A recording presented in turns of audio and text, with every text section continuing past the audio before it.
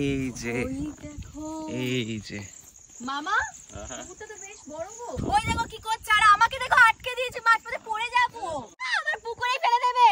মাছ ধরার জন্য ওখানে ছোট ছোট মাছ পাওয়া যাচ্ছে, বড় বড় মাছ পাওয়া যাচ্ছিল না। বড় কিছু পেতে গেলে তোমাকে তো একটু কষ্ট করতেই হবে। ওখানে গিয়ে রাখবো সামনে পড়ে দেখো মাছটা, দেখো মাছটা, দেখো মাছ। মাছ পেয়েছি, রুই কাতলা মৃগেল। পুকুরের টাটকা মাছ পুকুর থেকে তুলে বাড়িতে গিয়ে রান্না হবে প্রথমবার। 10 কেজির মাছ ধরেছি আজকে পুকুর থেকে।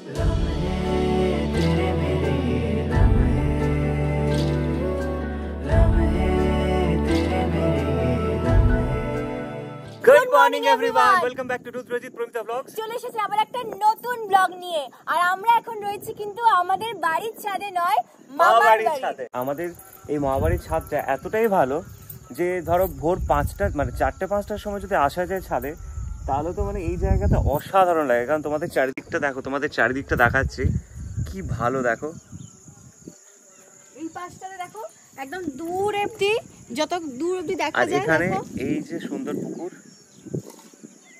পাশেই পুকুরটা আছে। হ্যাঁ, আর এদিকটাও আরো ভালো লাগে, কারণ এদিকটা দেখো,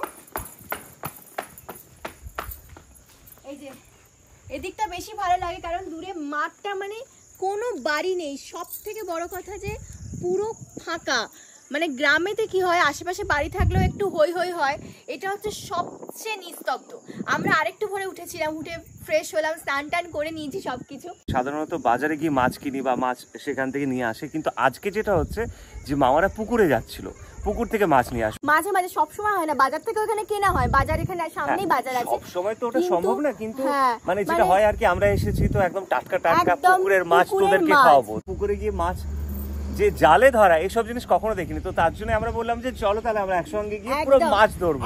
একদমই তাই। দিদা বলছিল যে এখানে মাঝে মাঝেই আনা হয় এবং সেই মাছের স্বাদ নাকি মানে অন্যরকমই হয়। আমরা তো রেডি হয়ে গেছি, মামাও একদম সকাল সকাল উঠে, মানে ভোরবেলা উঠে। মামা উঠেছে 5টায়, তার একটা অন্ধকার। 5টায় উঠে মামা হাঁটাহাঁটি করতে গেছে, একদম হাঁটাহাঁটি করলো, হাঁটাহাঁটি করে এসে রেডি হলো। ঠাকুর ঘর মামার বাড়ি, প্রণাম করে নি।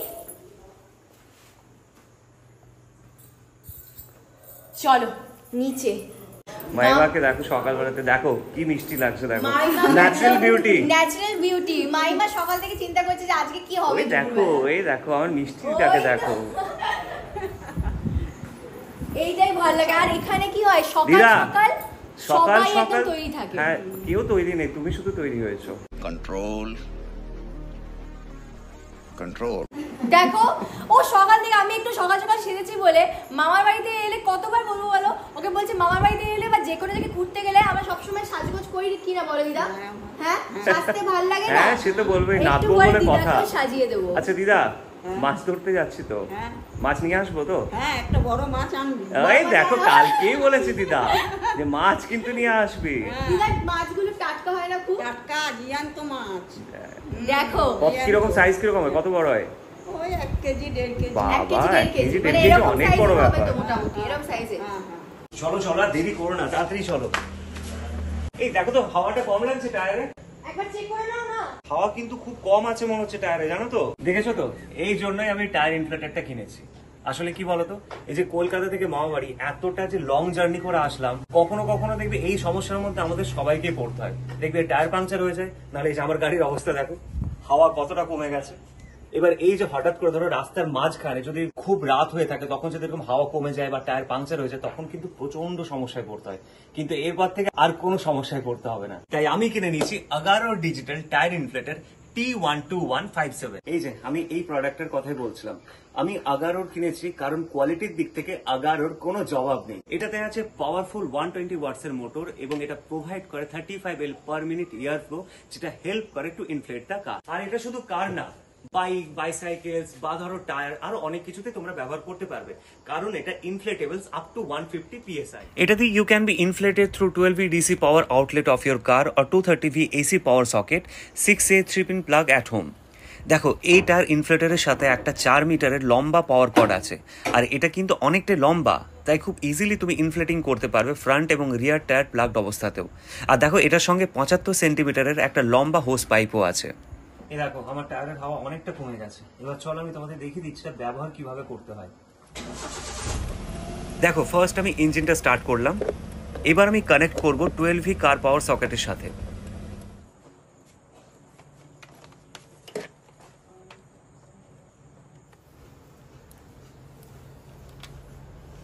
তারপর এই যে প্লাস মাইনাস বাটনগুলো আছে এটা দিয়ে আমি আমার পিএসআইটা অ্যাডজাস্ট করব।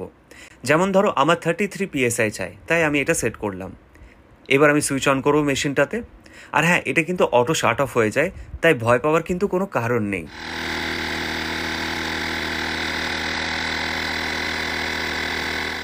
অটো শাট অফ হয়ে যায় কারণ যখন সেট করা প্রেশারটা রিচড হয়ে যায়। কি খুব ইজি না? এটাতে ডিজিটাল ডিসপ্লে আছে যেটা শো করে the pressure unit in PSI, kPa, bar, KG বা সিএমএ। এটা খুব ইজি টু ক্যারি। আর দেখো এটার সঙ্গে যে হ্যান্ডেলটা আছে যার জন্য তুমি খুব ইজি ইউজ করতে পারবে এবং এদিক ওদিক মুভও করতে পারবে। আর এই দেখো এটাতে একটা ব্লু এলইডি লাইট আছে, তাই রাতে ধরো তোমার যদি গাড়ি পাংচার হয়ে যায় তখন কিন্তু তোমাকে আর ফোনে লাইট জ্বালাতে হবে না। এটার যে ব্লু এলইডি লাইট আছে তুমি এটা ইউজ করতে পারবে।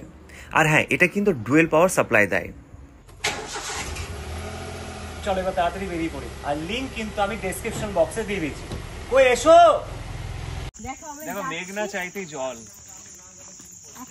শীতকাল না, কিন্তু আমাদের ছোটখাটো পিকনিক হয়ে যাচ্ছে। আমরা ওই পুকুর যেটা বললাম যে পুকুরে মাছ ধরার জন্য যাচ্ছিলাম, তো রাস্তাতে যেহেতু সকাল থেকে কিছু খাওয়া দাওয়া হয়নি, তো মামা কচুরি, জিলিপি, কলা সব নিয়ে নিয়েছে।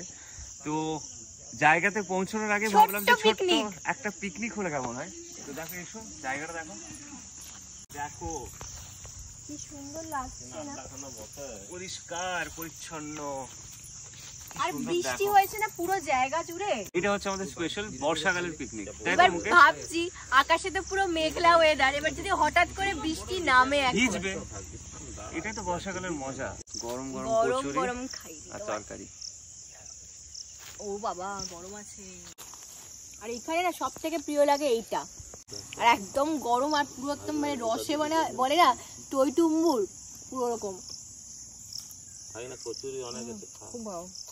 মামা দুর্দান্ত খেতে সব। আচ্ছা এবার তোমাদের পুকুরটা দেখায়।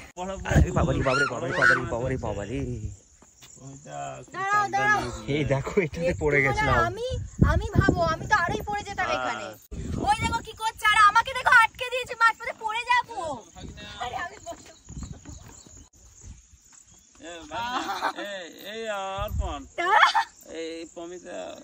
মামা তুমি ধরো,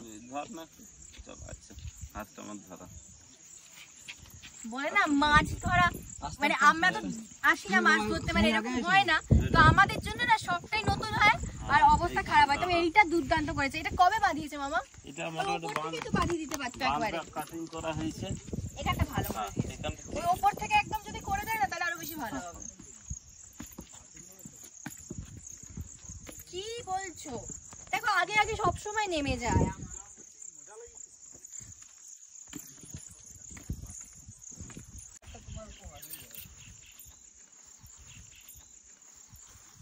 শামুক দাঁড়াও, আমার পুকুরে ফেলে দেবে। ওই দেখো কি করছে, ওই দেখো কি সুন্দর শামুকটা। শামুক দেখি কিন্তু কি সুন্দর, দেখো পুরো শঙ্খ, খুব ভালো। নিয়ে যাবো এটা বাড়িতে। হ্যাঁ মাটিটা ধুয়ে নেবো, চলে দিয়ে দিই। দেখো সব দিয়ে দিচ্ছে। যা মাছ ধরার জন্য ওখানে ছোট ছোট মাছ পাওয়া যাচ্ছে, বড় বড় মাছ পাওয়া যাচ্ছিল না, তো এই দিকটাতে আসলাম, দেখি এবার পাই কিনা। এই যে দেখো, এই যে মামা পুকুরটা তো বেশ বড় গো, জল অনেক বেশি আছে। আমার না এইখানে আমরা আসলাম বড় মাছ ধরার জন্য, দেখি এবার ভাগ্যে কত বড় মাছ থাকে। ওই দেখো ওর নামতে এখন 10 ঘন্টা, মাছ ততক্ষণে পালাবে। পুকুরটা বড় ওই যে ওই কোথায়? হ্যাঁ ওই ঘাটটা সিঁড়ি আছে একটা, দুটো তিন। কোথায় চলে গেল মাছ ধরতে ধরতে? এই দেখো দেখো কত বড় জালটা দেখো, ওই দেখো মুকেশ ওখানে দেখো, ওই দেখো। ওই তো ওইটা বড়ই মাছ লাগবে। বড় কি ওটা? হ্যাঁ হ্যাঁ বড় মাছ আছে। ওই এটা মনে হচ্ছে বড় মাছ আছে, জানো তো? সবাই বুঝতে পারবো। তা মনে হচ্ছে বড় ফেসেছে। আরে হ্যাঁ, আসবো। ওখানে কি করে যাওয়া যাবো? যাবে এদিক দিয়ে? বড় কিছু পেতে গেলে তোমাকে তো একটু কষ্ট করতেই হবে। ঠিক আছে, আমি ভাবলাম উপর দিয়ে বোধহয় নামা যায়। অর্পণ রঘুনাথ নাচ কর। আরে পেয়েছি রে ভাই বড় মাছ। ওইখানে গিয়ে নাচবো। সামনে পেয়েছি। আরে তুমি তাতে চলো পালিয়ে যাবে। মাছ পালাবে। আস্তে আস্তে আস্তে। পা রাখতে পারছি না আসলে। এমন করে মাছ ধরা। মাছটা দেখো, মাছটা দেখো, মাছটা দেখো, মাছটা দেখো। ওই দেখো, ওই দেখো। বাহ বাহ বাহ বাহ, অসাধারণ অসাধারণ। আমরা ধরতে পারবো না মাছটা? ছটফট করবে না তো? এটা কি মাছ গো? কাতলা। দেখি এখনো জালটা শেষ হয়নি, এখনো টানছে। কাতলা মাছ এটা, দেখো। মামা পাওয়া গেছে তাহলে, তোমার কষ্ট সার্থক।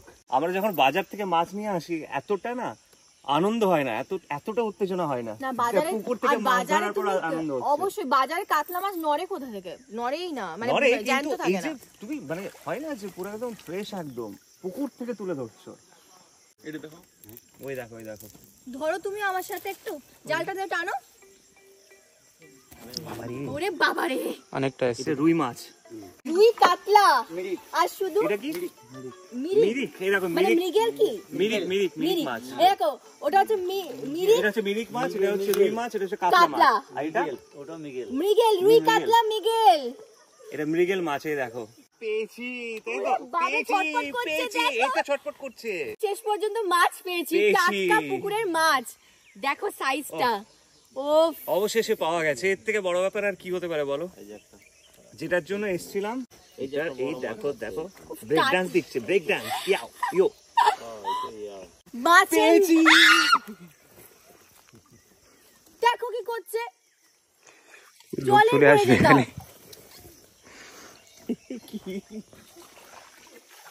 দেখো আমি দাঁড়িয়ে আছি কোথায়, আচ্ছা দেখো। এই মাছগুলো এই জাল থেকে বের করবে তো? তাহলে এই নাও, এই দেখো, এই আজকে এই মাছ হয়েছে। ধরতে পারবো আমি? হ্যাঁ ধরো। তখন জালের মধ্যে বাবারে হলতে যাচ্ছে। এই এত মাছ হয়েছে, আর এর সঙ্গে ছোট ছোট মাছগুলো আছে। এই যে কাতলা মাছ, ও বর্ষাকালে কাতলা মাছ, এই মানে ভাবার বাইরে, তাই না? পুকুরের কাতলা মাছ, পুকুরের টাটকা কাতলা মাছ।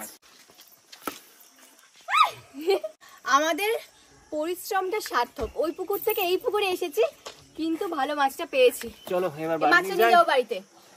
এই মাছটা এবারে, মানে এই কাতলা মাছটা এবার বাড়িতে নিয়ে যাওয়া হবে। আর কাতলা মাছের কালিয়া, পুকুরের টাটকা মাছ পুকুর থেকে তুলে বাড়িতে গিয়ে রান্না হবে প্রথমবার। এই দেখো দেখো মাছটা, মামিমা। কাতলা মাছ।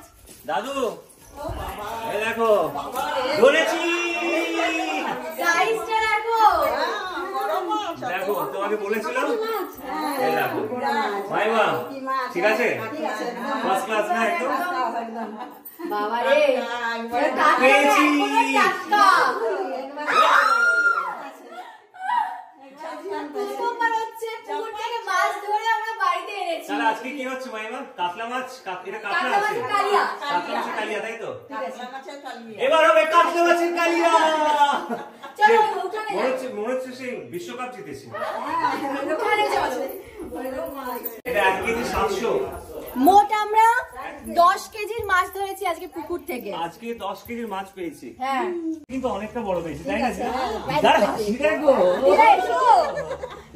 দিদা ঠিক যেরকম সাইজ বলেছিল মাছের, ঠিক সেরকম। দিদা বলেছিল যে তোরা যদি মাছ ধরতে যাস তো একদম সকালবেলাতে যাবি, দেরি করে গেলে কিন্তু মাছ পাবি না। আমরা তাই করেছি। তাহলে আমরা এই ফাইনালি ব্লগটা এখানে শেষ করলাম। এই প্রথমবার পুকুরে গিয়ে এরকম টাটকা মাছ ধরেছি। কাতলা মাছ আজকে দুপুরবেলা, কাতলা মাছের কালিয়া সবাই হবে, হবে, তাই না? মহাভোজ। যদি এই ব্লগটা ভালো লেগে থাকে তাহলে তোমরা প্লিজ লাইক শেয়ার সাবস্ক্রাইব করে দিও, যেটা প্রত্যেকবারের মতো বলি। অবশ্যই, এবং যে- কমেন্টের মাধ্যমে জানিও একদম। যে আমাদের মাছ ধরা কেমন লাগলো। প্রথমবার পুকুর থেকে মাছ ধরেছি আমরা। আর এই মাছটা কিরকম লেগেছে তোমার, হ্যাঁ, দেখতে একদম। কিরকম লেগেছে? দেখা হচ্ছে খুব তাড়াতাড়ি পরের ব্লগে পরের ব্লগে, কারণ বর্ষাকাল মানে মাছের সময়। এই তো চলো, শুরু হলো, এরপর আরো মাছের ব্লগ আসবে। প্রচুর মাছের ব্লগ আসবে। এবার আসবে পদ্মার ইলিশ।